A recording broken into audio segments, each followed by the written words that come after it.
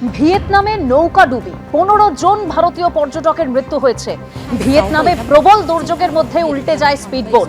Ngoài đặc khu Phú Quốc, tỉnh An Giang, Bộ Tư lệnh Vùng Cảnh sát biển 4 đã khẩn trương triển khai lực lượng phương tiện tham.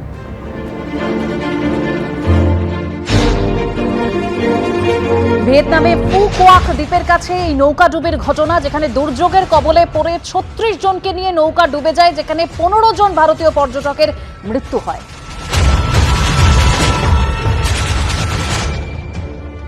আর ইতিমধ্যেই এই ঘটনার পর শোক প্রকাশ করেছেন প্রধানমন্ত্রী নরেন্দ্র মোদী।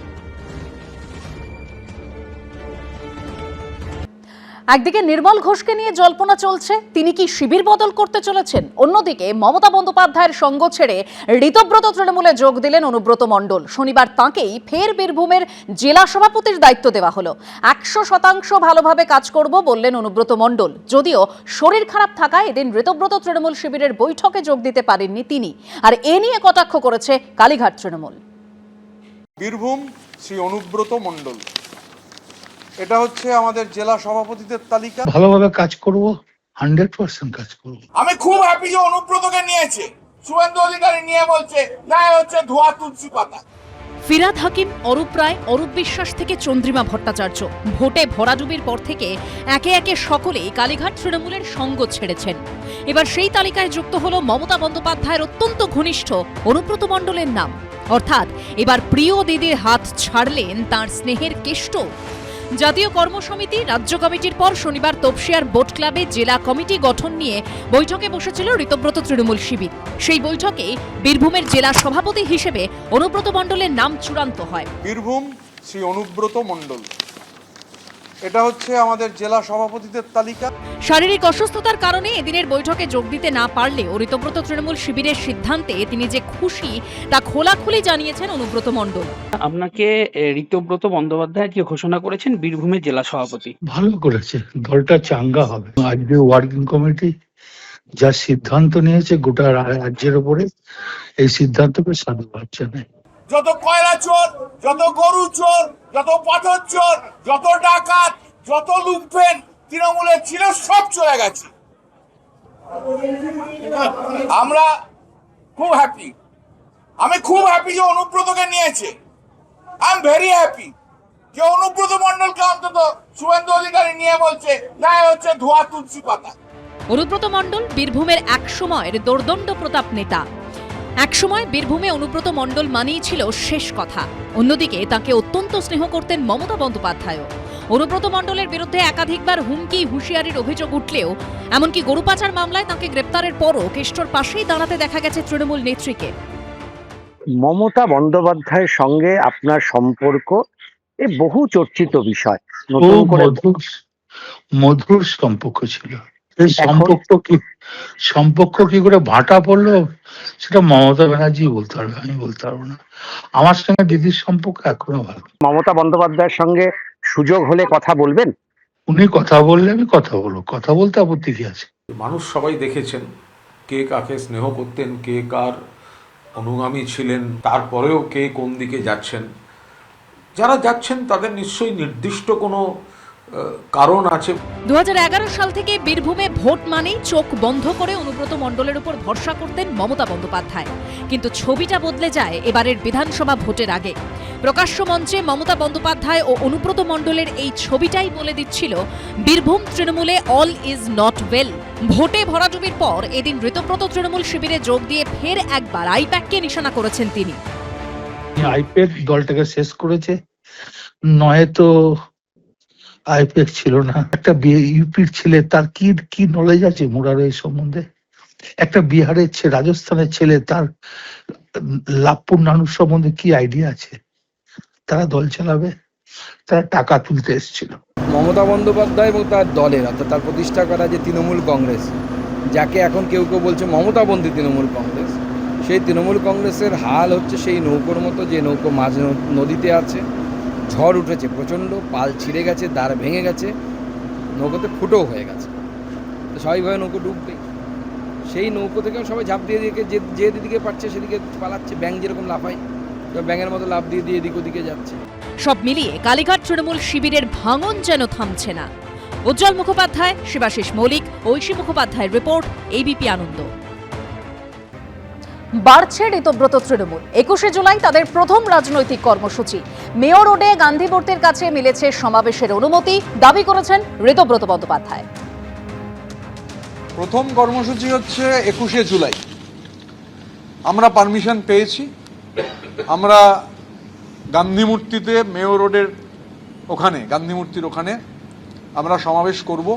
স্বাভাবিকভাবে এখন প্রথম কর্মসূচি হচ্ছে 21শে জুলাই। কেউ তো তখন সিপিএম করছিলেন, কেউ অমুক করছিলেন, তখন তো তারা কি শহীদ তর্পণ করবেন?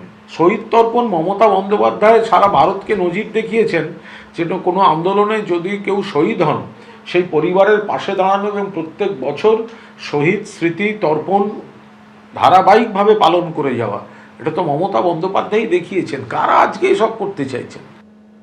যারা দুদিন আগেও মিথ্যে মামলা দিয়েছে আমাদের কর্মীদের, তাদের সাথে বসে চা খাওয়ার ছেলে আমি নই। বাঁকুড়ায় জেলা প্রশাসনের বৈঠক ছেড়ে বেরিয়ে এসে এমনই মন্তব্য করলেন বিজেপি বিধায়ক নীলাদ্রি শেখর দানা। যদিও বিধায়কের তোলা অভিযোগ মানতে চায়নি তৃণমূল। যারা দুদিন আগেও এখানে মিথ্যে মামলা দিয়েছে আমাদের সব কর্মীদেরকে, তাদের সাথে বসে আমি চা খাওয়ার মতো ছেলে আমি নই। একদিকে কোনো রাগঢাক না করে তৃণমূল ত্যাগী 3 জনকে দলে নিয়েছে বিজেপি। যোগদানের কয়েক ঘন্টার মধ্যে করা হয়েছে রাজ্যসভার প্রার্থীও, জানিয়ে দলের অন্দরেও ক্ষোভ প্রকাশ করেছেন কেউ কেউ। আর এবার তৃণমূলের নেতা নেত্রীদের সঙ্গে বৈঠকেই বসলেন না বাঁকুড়ার বিজেপি বিধায়ক নীলাদ্রি শেখর দানা। বিজেপির জন্মলগ্ন থেকে আমি বিজেপিটা করি, অতএব এরা এই সমস্ত দুর্বৃত্ত যারা সামনে আমাদেরকে এখানে অজিত মুর্মুর মতন আমাদের একজন বিপ্লবী রাষ্ট্রবাদী নেতাকে খুন করেছে, তাদের সাথে আমি মুখোমুখি বসে অন্তত আমি কাজ করব। রাজ্যে পালাবদল হলেও বাঁকুড়া জেলা পরিষদ ও 22টি পঞ্চায়েত সমিতি এখনও তৃণমূলের দখলে রয়েছে।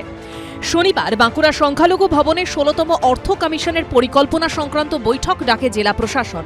সেই বৈঠকে জেলা প্রশাসনের আধিকারিকরা ছাড়াও জেলা পরিষদের সভাধিপতি, জেলার 12 জন বিধায়ক এবং প্রতিটি পঞ্চায়েত সমিতির সভাপতিদের আমন্ত্রণ জানানো হয়েছিল। গিয়েছিলেন বিজেপি বিধায়ক নীলাদ্রি শেখর দানাও, কিন্তু আচমকা বেরিয়ে এসে তৃণমূলের নেতা নেত্রীদের প্রতি ক্ষোভ উগরে দেন। আমার নিজস্ব একটা বিষয় থাকে, যে বিষয়টা আমাকে ভাবতে হয়। মিটিং আলাদা, কাজটা আলাদা। কাজ একসাথে হাতে হাত ধরে কাজ হবে, দলমত নির্বিশেষে সকলের ঊর্ধ্বে উঠে কাজ হবে। পরিষ্কার কথা এটাই। মিটিং এ বসবেন না, মুখামুখি আপনার সঙ্গে আমি চা খেতে নারাজ।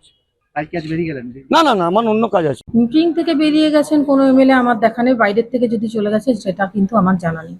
সেটা আমি বলতে পারবো না যে আমার জেনারেল যারা মেম্বাররা ছিলেন বা পঞ্চায়েত সমিতির সভাপতি ছিলেন, যে তাদের মধ্যে কোনো মেম্বার ওনাকে মেরেছেন কিনা বা কিছু করেছেন কিনা, সে সম্বন্ধেও আমার জানা নেই। সব মিলিয়ে বিজেপির শীর্ষ স্তরে ও নিচু স্তরে দুই আলাদা ছবি ধরা পড়ছে, জানিয়েও জোর চর্চা চলছে রাজনৈতিক মহলে। পূর্ণেন্দু সিংহর রিপোর্ট, এবিপি আনন্দ, বাঁকুড়া। বাড়ি তৈরির জন্য টাকা দিয়েছিল সরকার, কিন্তু মোটা টাকা কাটমানি নিয়েছিলেন তৃণমূলের নেতারা। পালাবদলের পর সেই টাকা ফেরালেন অভিযুক্তরা। ফলতা থেকে শীতলকুচি, সব জায়গায় দেখা গেল এক ছবি। কোনো অভিযুক্ত পলাতক, কেউ দাবি করলেন দলের নির্দেশেই ওই কাটমানি তুলেছিলেন। 20,000 টাকার মধ্যে 3,000 টাকা আমি নিয়েছি, 17,000 টাকা দীপঙ্কর মালিক। 1,20,000 টাকা দিয়েছিল, 1,20,000 মধ্যে 1 লাখ পেয়েছি। মাথার উপর একটা স্থায়ী ছাদ তৈরি করতে টাকা এসেছিল সরকারি প্রকল্পের, কিন্তু তা থেকেই মোটা টাকা কাটমানি নিয়েছেন তৃণমূলের নেতারা। তৃণমূল জমানার এমন অভিযোগ নতুন নয়, কিন্তু রাজ্যে পালাবদলের পরই ভুল বদল শুরু হয়ে গিয়েছে সেই সব অভিযুক্ত। শুরু হয়ে গিয়েছে টাকা ফেরানোর পালা। বাঁকুড়া, নামখানা, মাথাভাঙা, লাভপুর, ফলতা, কোচবিহার, এবার দক্ষিণ 24 পরগনার ফলতায় তৃণমূল আমলে নেওয়া কাটমানি স্ত্রী এবং অনুগামীদের মাধ্যমে ফেরালেন তৃণমূল অঞ্চল সভাপতি। পুলিশ সূত্রে খবর, বেশ কিছুদিন ধরে এলাকা ছাড়া ওই তৃণমূল নেতা। অভিযোগ, আবাস যোজনার সুবিধা পাইয়ে দেওয়ার কথা বলে জনপ্রতি 20 থেকে 60,000 টাকা কাটমানি আদায় করেছিলেন ফলতা ব্লকের বেলসিনহা অঞ্চলের তৃণমূল সভাপতি গুরুপদ মণ্ডল। কি জন্য টাকাটা দিয়েছিল? আমফান ঝড়ে ঘর ভেঙে গেছিল। 20,000 টাকার মধ্যে 3,000 টাকা আমি নিয়েছি, 17,000 টাকা দীপঙ্কর মালিক। 1,20,000 টাকা দিয়েছিল, 1,20,000 মধ্যে 1 লাখ পেয়েছি। 20,000 টাকা গুরুপদ মণ্ডলের বাড়িতে পৌঁছে দিতে হয়েছিল, আর 20,000 টাকা আজ আমি ফেরত পেলাম। আমরা গ্রেপ্তার চাই।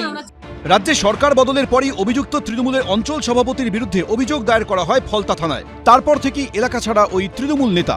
স্থানীয় সূত্রে খবর, শুক্রবার স্ত্রী সুচিত্রা মণ্ডল এবং তার কয়েকজন অনুগামীর মাধ্যমে গ্রামবাসীদের থেকে নেওয়া কাটমানি 8.5 লক্ষ টাকা ফিরিয়ে দেন ওই তৃণমূল নেতা। উনি গ্রামে শুধু আমফানের শুধু টাকা নয়, আবাস যোজনারও টাকা বিভিন্নভাবে লুট করেছে। জাহাঙ্গীরের এই টাকা তুলতো। আজকে গুরুপদ মণ্ডল গ্রামের লোকের চাপে আজকের ওই 4 লাখ 4.5 লাখ টাকা রিটার্ন করেছে এবং গ্রামে আর যারা তৃণমূলের লিডাররা ছিল, যারা টাকা খেয়েছে, তারা আজকে 8.5 লাখ টাকার মতো আজকে রিটার্ন করেছে। মোট 8,42,000 টাকা ফিরিয়ে দেওয়া হচ্ছে। তো এই তো এটা গরিব মানুষদের টাকা, তো এই টাকাটা কি নিয়ে ওরা ঠিক করেছিল? আমি তো জানি না, আমি যখনই জানিয়েছি তখনই তো স্টেপটা নিয়ে তো ফিরিয়ে দিচ্ছি। অন্যদিকে ফের কাটমানির টাকা ফেরত দেওয়ার ছবি দেখা গেল কোচবিহারের শীতলকুচিতেও। অভিযোগ, বড় কৈমারি গ্রাম পঞ্চায়েত সদস্য এবং 172 নম্বর বুথের প্রাক্তন তৃণমূল সভাপতি চন্দন পাল বিভিন্ন প্রকল্পের সুবিধা পাইয়ে দেওয়ার নামে টাকা আদায় করেছিলেন। তৃণমূল আমলে নেওয়া সেই কাটমানি এবার ফেরানো হলো। আমার থেকে নিয়েছিল 10,000। কে নিয়েছিল? নিয়েছিল বুথ সভাপতি। ওই পার্টির বাবদে দিতে হয়, এখন পার্টি বদল হয়েছে, সবাই যাব দিতে নিতে হবে টাকা, সব জায়গায় দিচ্ছে, তাই আমরাও নিলাম। তখন তো পার্টির ওদের ক্ষমতা ছিল, তখন তো আর কিছু বলতে পারিনি। কেউ কেউ আপোষেও দিছে, কেউ কেউ চায়াও নেওয়া হয়েছে দলগতভাবে।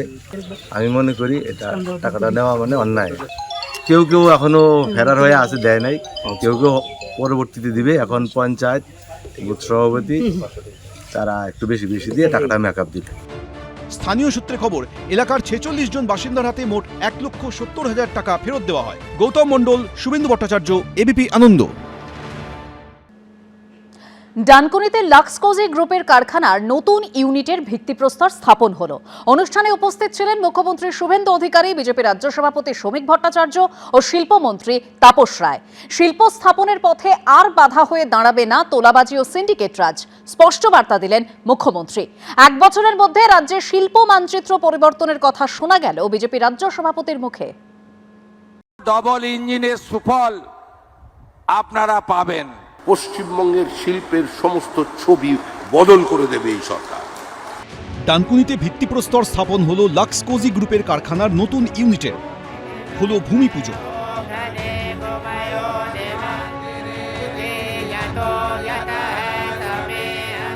আর এই অনুষ্ঠানের মঞ্চ থেকেই রাজ্যে শিল্পায়ন নিয়ে তাঁর অবস্থান স্পষ্ট করে দিলেন মুখ্যমন্ত্রী শুভেন্দু অধিকারী। বুঝিয়ে দিলেন, এ রাজ্যে শিল্প স্থাপনের পথে আর বাধা হয়ে দাঁড়াবে না তোলাবাজি ও সিন্ডিকেট রাজ।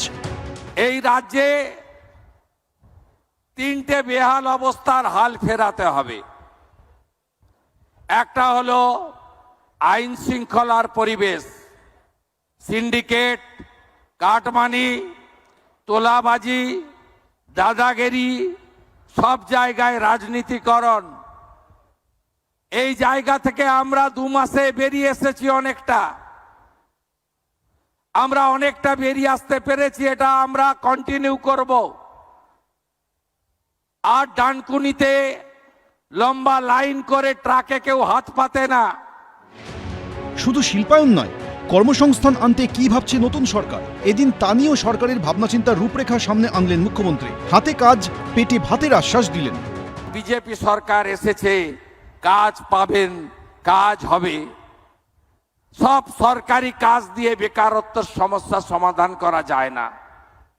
এই সরকার ত্রিস্তরীয় এমপ্লয়মেন্ট দিতে চায়।